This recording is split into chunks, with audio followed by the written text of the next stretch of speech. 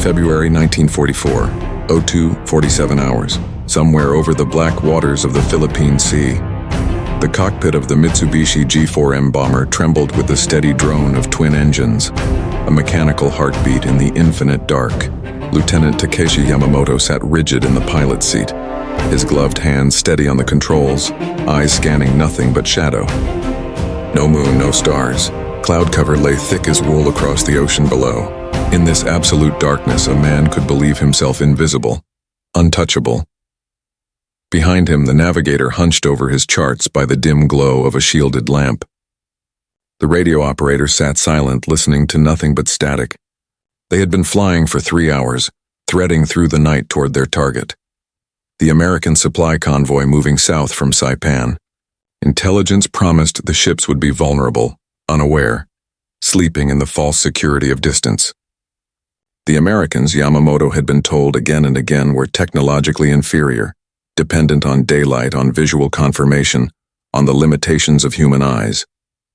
Their radar, the brass at Rabaul insisted, was primitive, unreliable, a gadget that could barely distinguish a ship from a wave in calm seas, let alone track a single aircraft through storm clouds at night.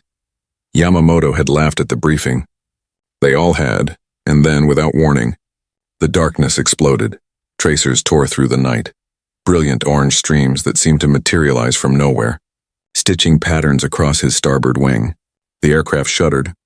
Metal screamed. Yamamoto threw the bomber into a desperate dive, his mind refusing to accept what his body already knew. Something had found them.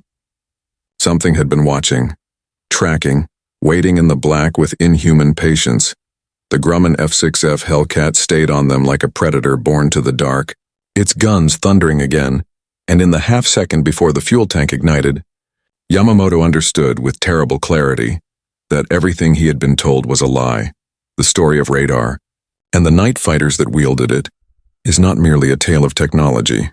It is the story of an ideological collision, of an empire that believed in the supremacy of spirit and training confronting a nation that believed in the supremacy of science and production.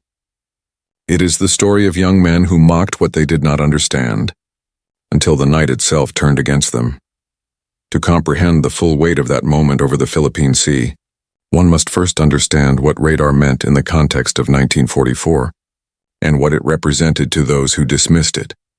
Radio detection and ranging, radar, was not new by the time the Pacific War reached its bloody crescendo. The British had pioneered its use in the Battle of Britain, where ground-based stations tracked incoming Luftwaffe formations across the Channel.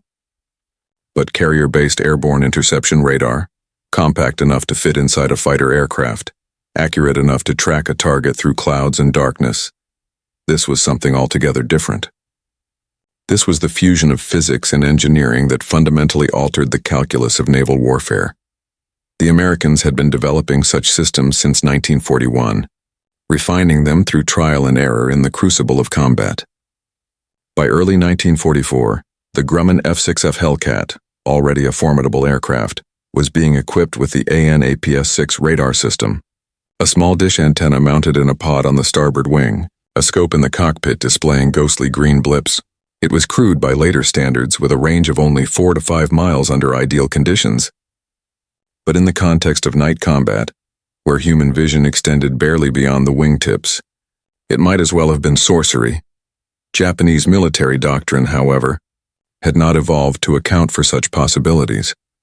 The Imperial Japanese Navy and Army Air Forces had cultivated a philosophy rooted in Bushido, the way of the warrior, that emphasized individual skill, spiritual discipline, and the supremacy of the human element over mechanical systems. Japanese pilots trained relentlessly in visual combat, in reading the sky and the clouds, in anticipating an opponent's movements through instinct honed over thousands of flight hours. Night operations were considered the domain of elite units, men whose eyes had adapted to darkness, whose inner sense of balance and orientation allowed them to navigate by instruments and intuition alone. Technology was secondary. Tools were aids, not replacements, for human excellence. This philosophy was not without merit. Japanese naval aviators in the early war years were among the finest in the world. Veterans of campaigns in China, masters of the Zero fighter, capable of feats that astonished their adversaries. But it bred a dangerous contempt for the enemy's technological efforts. American pilots, the narrative went, were soft, undertrained, reliant on gadgets because they lacked the spiritual fortitude for true combat. Their aircraft were heavy, their tactics unimaginative, their radar a crutch for men who could not navigate by skill alone. This contempt was institutionalized. Japanese intelligence reports routinely downplayed American technological advances. Briefings dismissed radar as unreliable, prone to malfunction, effective only in perfect conditions against large, slow-moving targets. Pilots absorbed this dogma. They flew into the night with confidence, believing the darkness was their ally, their shield, their domain. And then the night fighters found them. The transformation did not happen all at once. It unfolded across 100 encounters in scattered patches of sky from the Solomons to the Marianas, each one a small apocalypse for the men who experienced it. Consider the night of March 13, 1944, near Truck Lagoon. A formation of 6 Nakajima B-6N torpedo bombers, tasked with striking American ships supporting the invasion of the Caroline Islands, approached their target under heavy cloud cover. The lead pilot, Lieutenant Commander Shigeru Nakamura, had flown night missions for 2 years. He trusted his instruments, his crew, his ability to sense danger before it materialized. The clouds were thick enough to hide an entire fleet. He felt secure. At 01:22 hours, his radio operator reported a faint signal, something mechanical, pulsing. Nakamura dismissed it. American radio chatter, perhaps. A malfunction in their own equipment. He maintained course. At 01:24 hours, the first bomber in the formation exploded, a fireball blossoming in the dark like a hideous flower. Nakamura banked hard, his eyes searching, seeing nothing. The second bomber died 6 seconds later. Then the third. No engine sounds. No silhouettes. Only the sudden fury of cannon fire from an unseen source, and the terrible realization that they were not alone in the dark. They were observed. Nakamura dove for the deck, throttle wide open, his mind racing to understand. How? How had they been targeted? There were no flares, no searchlights, no illumination of any kind. The American fighter, and it had to be a fighter, the attack pattern was too precise, had operated in the same absolute darkness that shrouded the Japanese bombers. It had somehow seen them without eyes. He made it back to Truk. 3 of his aircraft did not. His report was filed, read, and quietly shelved. Command did not want to hear about ghost fighters that killed in the dark. It contradicted the narrative. It suggested vulnerabilities they were not prepared to address. But the pilots talked. In the ready rooms in the barracks over sake, when the officers were not listening, they shared stories. The Americans had a new weapon, something that could look through clouds, through night, through the very air itself. The stories multiplied. A bomber crew over Rabaul, intercepted at midnight in a thunderstorm. A reconnaissance flight near Palau, shot down under a new moon. The pattern was undeniable, and it was terrifying. The reaction among those who listened was not fear alone. It was a kind of cognitive dissonance, the painful collision between what they had been taught and what they were experiencing. If American technology could do this, what else had they been wrong about? If the darkness was no longer sanctuary, where could they be safe? For men like Takeshi Yamamoto, the realization came too late. For others, it came in fragments over weeks and months, as mission after mission ended in unexplained losses, as the night itself became hostile territory. The Americans, for their part, understood exactly what they possessed. Commander William J. Vidhelm, one of the early pioneers of night fighter operations in the Pacific, described the experience in his after-action reports with clinical precision. The radar scope, he noted, displayed targets as bright pips against a dark background, range and bearing updated in real time. A skilled operator could distinguish between aircraft types based on the return signal's characteristics. Bombers produced larger, steadier blips. Fighters were smaller, more erratic. The system worked best below 10,000 feet, where atmospheric interference was minimal. Above that altitude, clutter increased, but even then, a competent pilot could track and intercept. What Vidhelm did not mention in his official reports, but confided to his wingman, was the psychological effect. Approaching an enemy aircraft in total darkness, watching the range close on the scope, 5 miles, 4 miles, 3 miles, knowing the enemy had no idea you were there, no means of detecting your approach. No chance to evade until the first burst of gunfire announced your presence. It was, he said, like hunting ghosts, except you were the ghost. The kill ratio bore this out. In daylight combat, even experienced pilots might expend hundreds of rounds per kill, maneuvering for position, overshooting, re-engaging. But night fighter pilots using radar often achieved kills within the first burst. Surprise was absolute. The target, focused on navigation, on fuel management, on anything but the threat behind them, rarely had time to react. The tactical advantage was so overwhelming that it felt, to some, almost unfair. Lieutenant Commander Richard E. Harmer, flying Hellcats off the USS Enterprise, logged 12 night kills between March and June 1944. In his diary, published decades later, he reflected on the strangeness of it.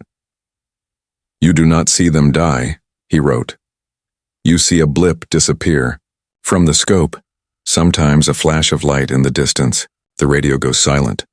You return to the ship and file a report, and a number increases in a ledger somewhere. But you do not see their faces. You do not watch them fall. It is clean in a way that daylight combat never was. And that, I think, is what made it bearable, or unbearable depending on how you measure such things. The technology, efficient as it was, required a specific kind of training. Pilots had to learn to trust instruments over instinct, to divide their attention between the radar scope and the windscreen, to resist the disorientation that came from prolonged flight in total darkness. The Navy established night fighter training programs at airfields across the Pacific and in California, drilling pilots in radar interpretation, low-altitude interception, and carrier landings in blackout conditions, operations so dangerous that instructors called them controlled crashes. But the investment paid dividends. By mid-1944, American carrier task forces operated with near impunity at night, confident that their KEEP, Combat Air Patrol, could intercept any threat the Japanese sent. Japanese night bombing raids, once a persistent nuisance, dwindled to near irrelevance. The skies after sunset, previously contested, became an American domain. The symbolic weight of this shift cannot be overstated. Radar represented something more than tactical advantage. It was a manifestation of an entire industrial and philosophical system, a system that believed problems could be solved through science, that human limitations could be overcome through engineering, that warfare was not a test of spirit alone, but a contest of resources, logistics, and applied intellect. The Japanese command structure, steeped in a culture that valorized sacrifice and endurance, struggled to adapt. There were attempts, certainly. Engineers examined captured American radar sets, tried to reverse engineer the technology. But Japan's industrial base, strained by years of war, blockaded by submarine campaigns, could not produce the components at scale. The high-quality vacuum tubes, the precision machining, the electrical systems required, all demanded resources and manufacturing capacity that no longer existed. And even if the technology could be replicated, there remained a deeper resistance. To admit that American gadgetry was superior was to admit a fundamental error in doctrine, in worldview. It was to concede that spirit, no matter how refined, could not overcome material reality. For a military culture built on the premise that willpower and discipline could transcend physical limitations, this was an intolerable conclusion. So the official line did not change. Radar was still described as unreliable. Losses were attributed to other causes: pilot error, mechanical failure, bad weather. The growing fear among the aviators was not acknowledged at the command level. The gap between what the pilots experienced and what the leadership admitted widened, breeding cynicism and despair. There is a recorded conversation, declassified in the 1980s, between two Japanese naval officers stationed at Rabaul in May 1944. They are discussing the previous night's bombing mission. 14 aircraft sent out, 6 returned. No enemy fighters sighted, no anti-aircraft fire encountered, just silence, and then explosions, and then nothing. They have something, one officer says. Some new weapon. The pilots are certain. The pilots are exhausted, the other replies. They see ghosts. Command has reviewed the reports. There is no evidence of new weaponry. The Americans are simply better at night operations than we anticipated. Then why do our best crews not come back? A long pause in the recording. Then, because war is attrition. Because we are losing. Because it does not matter what weapon they use if the result is the same. That resignation, the sense that understanding, the mechanism of defeat was irrelevant if defeat was inevitable, permeates Japanese military communications from mid-1944 onward. The mockery of American radar, once casual and confident, faded into silence. What replaced it was not respect exactly, but a grim acknowledgement. The Americans had found a way to weaponize the night. There was no counter. There would be no adaptation in time to matter. Consider the experience of Ensign Hiroshi Takahashi, a young pilot assigned to the 252nd Air Group, tasked with defending the Mariana Islands in June 1944. Takahashi kept a diary, fragments of which survived the war. His early entries are optimistic, even idealistic. He writes about the honor of service, the beauty of flight, his confidence in Japan's ultimate victory. But as the American offensive intensifies, the tone shifts. June 14, 1944. 3 aircraft lost last night. No one saw the enemy. Lieutenant Watanabe said they are using some kind of device like the stories from Rabaul. I do not understand how such a thing works, but I believe him. He is too experienced to be wrong about this.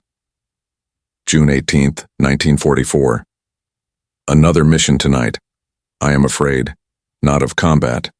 I have faced combat, but this is different. How do you fight something you cannot see that sees you perfectly? How do you evade what has already found you before you know it is there? June 21st, 1944. We are running out of aircraft faster than they can be replaced.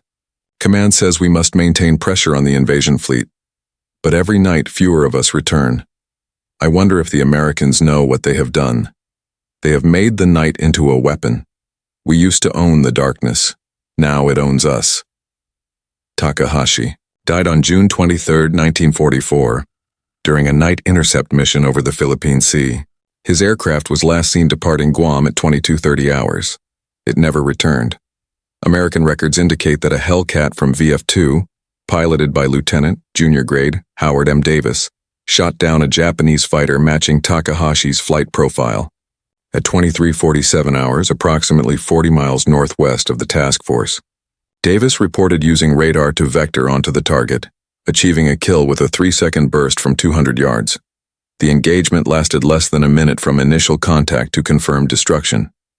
Takahashi's diary was recovered after the war by occupation forces, part of a cache of personal effects stored at a former airbase on Guam. It was translated, cataloged, and filed in the National Archives. It is not widely known, but it stands as testimony, one voice among thousands, to the psychological impact of technological asymmetry. There is an audio recording, preserved at the U.S. Naval Institute, of a post-mission debrief from July 1944. The speaker is Lieutenant Robert P. Klingman, a night fighter pilot flying off the USS Hornet. He is describing an interception near Iwo Jima. We picked them up at about 6 miles out, Klingman says, his voice tired but steady. 4 contacts flying in loose formation heading southeast. I vectored onto the trailing aircraft close to about 1,000 yards. The moon was behind clouds, visibility maybe 100 feet, if that. I could not see him at all. Just the blip on the scope. Range closing, 800 yards, 600, 400. I waited until I had a solid lock, then moved into 200 yards and opened fire. The first burst hit his port wing. I saw the flash, pieces coming off. He started to roll, tried to dive, but I stayed with him. Second burst hit the fuselage. He caught fire, went straight down, burning all the way. I watched the flames until they hit the water. There is a pause. Someone in the debrief room asks how long the engagement lasted. Maybe 30 seconds, Klingman replies. He never knew I was there. Never fired back. Never tried to evade until he was already hit. You almost feel bad for them. Almost. Another pause. Then, But they would have done the same to us if they could. That is the thing people do not understand. This is not a game. They were coming to bomb our ships, kill our sailors. We stopped them. That is the job. The radar just makes the job possible. Without it, we would be blind too, hoping and guessing and getting lucky once in a while. With it, we have certainty. We have control. And that is why we are winning. The recording ends shortly after, but the sentiment it captures, the matter-of-fact acceptance of technological dominance, the absence of doubt or hesitation, reveals something essential about the American approach to warfare in the Pacific. The tools were not seen as unfair advantages. They were seen as natural extensions of a system that prioritized efficiency, innovation, and results over abstract notions of honor or tradition. The Japanese had mocked that system. They had called it soulless, mechanical, unworthy of respect. And then they had died in the dark, shot down by enemies they never saw, victims of a weapon they had convinced themselves did not exist. By the autumn of 1944, the night skies over the Pacific belonged exclusively to the Americans. Japanese air operations after dark had been effectively suppressed. The few missions still attempted were desperate, high-risk gambits, staffed by inexperienced pilots who understood they were unlikely to return. The veterans, those who had survived the early months of night fighter operations, were dead, reassigned, or too traumatized to fly. The institutional knowledge of how to operate at night, painstakingly built over years of training, had been erased in a matter of months. The American night fighter squadrons, meanwhile, expanded. New models entered service. The Grumman F6F Hellcat, purpose-built for night interception, with twin engines and heavier armament. Radar systems improved. The AN/APS-6 was supplemented and eventually replaced by the AN/APS-4, with better range and resolution. Training programs matured. By the final year of the war, night fighter operations were routine, almost mundane.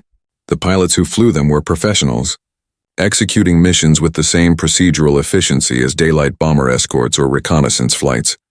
But the psychological scar, the realization among Japanese aviators that they had been outclassed, outthought and outproduced, did not fade. It became part of the larger narrative of defeat, the accumulation of technological and material failures that rendered courage and skill irrelevant. Radar was only one piece, but it was a particularly vivid piece, a weapon that operated outside the sensory range of human perception, that turned the night into a killing ground, that demonstrated in the starkest possible terms the limits of willpower in the face of industrial modernity. There is a letter, written by a Japanese flight instructor in November 1944, to his brother serving in the army. The letter was intercepted by American intelligence, translated and included in a file on Japanese morale. The instructor writes, "I no longer tell the cadets that spirit alone will carry them through. I cannot in good conscience send them into the air believing that determination is enough. The Americans have weapons we do not understand, systems we cannot counter.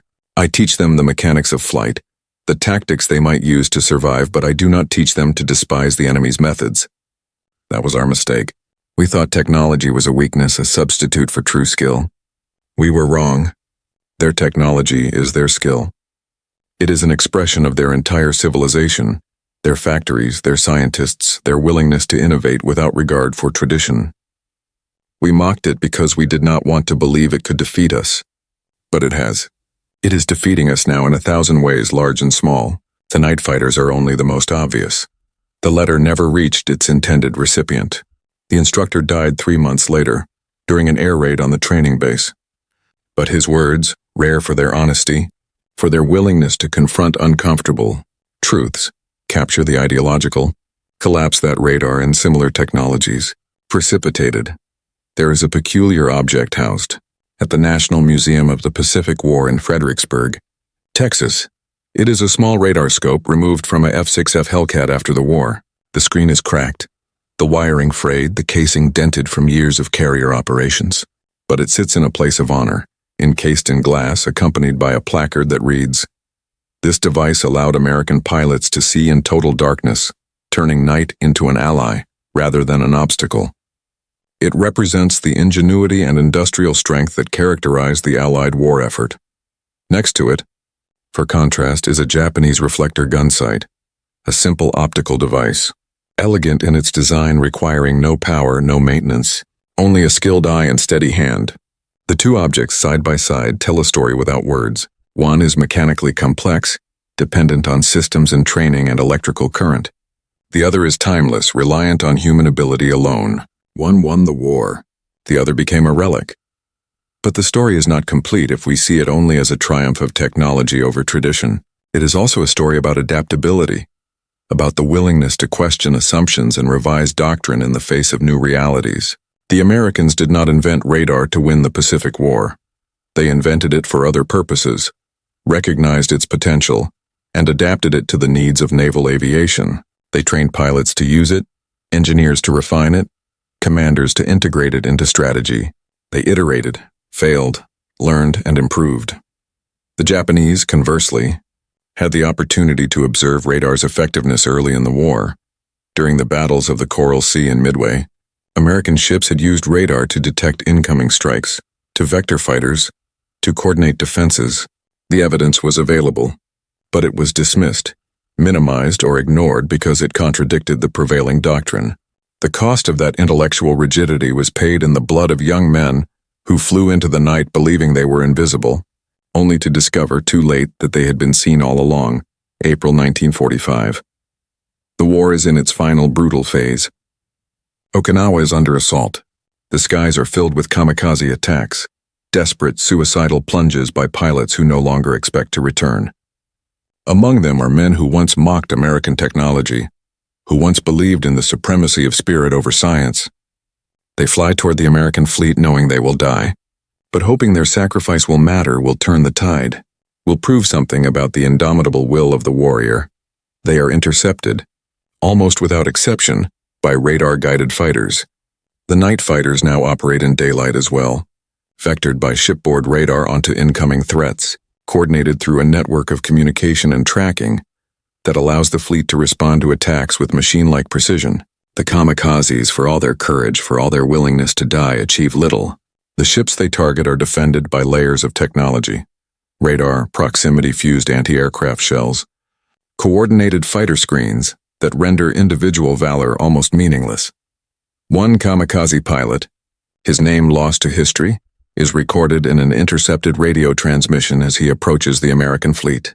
He is speaking to himself, or perhaps to his ancestors, reciting a poem about cherry blossoms and the beauty of a brief life, and then mid-sentence the transmission cuts off.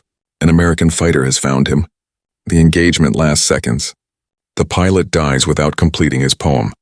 There is something unbearably tragic in that moment, not because the pilot deserved to succeed, but because it encapsulates the futility of fighting against a system that has moved beyond the scale of individual action. Radar did not just allow Americans to see in the dark.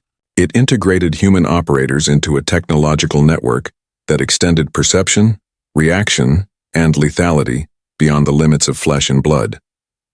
The Japanese pilot, alone in his cockpit, armed with a bomb and his determination, was facing not just another pilot but an entire apparatus of war: radar, radio, coordination, doctrine, industrial production that he could not hope to overcome. The war ended in August 1945. The night fighters returned home, their pilots decorated, their squadrons disbanded or reassigned. The radar systems that had given them such dominance were refined, miniaturized, improved. They became standard equipment in post-war aviation, integrated into civilian aircraft, into air traffic control, into the entire infrastructure of modern flight. The technology that had been mocked by Japanese pilots in 1942 became, by 1950, so ubiquitous as to be unremarkable. But the lessons, the deeper truths revealed by the collision of ideologies in the night skies over the Pacific, those lessons took longer to absorb. Radar, in the end, was a symbol. It represented the triumph of a system that believed in measurable reality over abstract ideals, in engineering solutions over spiritual resolve. It demonstrated that wars are won not just by brave men, but by the societies that equip them, educate them, and integrate them into larger structures of coordinated power. It showed that mockery born of ignorance is a poor substitute for understanding, and that underestimating an adversary's capacity for innovation is a fatal error. For the Japanese pilots who survived the war, those few who lived through the night interceptions, the kamikaze campaigns, the final collapse, the memory of radar-guided death haunted them. In post-war interviews conducted decades later, they spoke of it with a kind of quiet awe. They described the terror of being hunted in the dark, of knowing that something unseen was tracking them, closing in with mechanical patience. They spoke of the ideological shock, the realization that their training, their skill, their courage had been rendered insufficient by a device they could not see or understand. One veteran, in an interview recorded in 1985, said, "We were taught that the Americans were weak, that their reliance on machines made them inferior. But it was we who were weak. We were weak because we refused to see what was in front of us. The Americans did not defeat us with radar alone. They defeated us because they were willing to change, to learn, to build systems that amplified their strengths and compensated for their weaknesses. We were not willing to do that. We clung to old ways, old beliefs, and we died for it. That is the lesson. Not that technology wins wars, but that the willingness to adapt, to question, to accept uncomfortable truths, that is what wins wars." There is a monument, modest and rarely visited, in a small town in Kyushu. It commemorates the pilots of the 252nd Air Group, including Ensign Hiroshi Takahashi, who died in the skies over the Marianas. The inscription is simple. They flew into the night with courage. They did not return. There is no mention of radar, no acknowledgement of the technological asymmetry that doomed them, just a statement of fact as clean and final as the radar scope's blip disappearing from the screen. But perhaps that is fitting. The night fighters and the radar that guided them were never about cruelty or malice. They were about solving a problem, how to defend ships, how to intercept threats, how to win a war with the tools available. The Japanese pilots who mocked those tools paid the price for their contempt. But they were also victims of a larger failure, a systemic inability to adapt and respond to a changing world. The night fighters found them in total darkness. But the darkness was not the problem. The darkness was always there. What changed was the American willingness to illuminate it, to transform it, to make it navigable through ingenuity and effort. That willingness, more than any single weapon, more than any individual battle, was what decided the war. And so the night, once a refuge, became a revelation. A revelation of what happens when ideology collides with reality, when mockery confronts capability, when the refusal to adapt meets the relentless advance of those who do. The pilots who laughed at American radar died in the dark, shot down by ghosts they never believed in. Their deaths were not meaningless. They became data points, lessons, warnings for future generations about the cost of underestimating the enemy and overestimating oneself. The radar scope, with its ghostly green glow, its silent tracking of distant targets, became a symbol of a different kind of vision. Not the vision of the warrior's eye, trained and disciplined, but the vision of a civilization that looked at the problem of night and refused to accept it as unsolvable.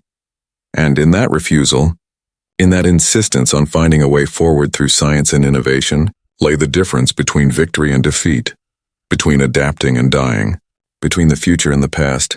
The night fighters found them in total darkness. But it was never truly dark, not for those who had learned to see.